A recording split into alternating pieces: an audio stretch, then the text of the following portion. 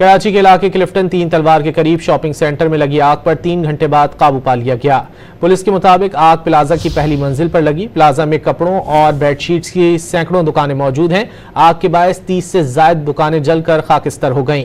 Fire brigade की 12 गाड़ियां आग बुझाने में मसरूफ रहीं और तकरीबन 3 घंटे बाद आग पर काबू पा लिया गया।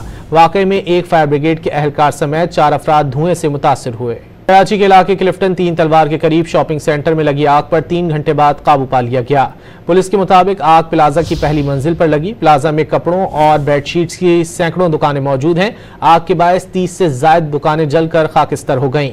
फायर ब्रिगेड की 12 गाड़ियां आग बुझाने में मसरूफ रहीं और तकरीबन 3 घंटे बाद आग पर काबू पा लिया गया। वाकये में एक फायर ब्रिगेड के एहलकार समेत 4 अफराद धुएं से मुतासिर हुए।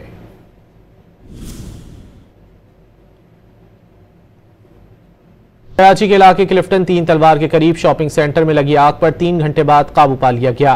पुलिस के मुताबिक आग प्लाजा की पहली मंजिल पर लगी। प्लाजा में कपड़ों और बेडशीट्स की सैकड़ों दुकानें मौजूद हैं। आग के बायस 30 से ज्यादा दुकानें जलकर खाकिस्तर हो गईं।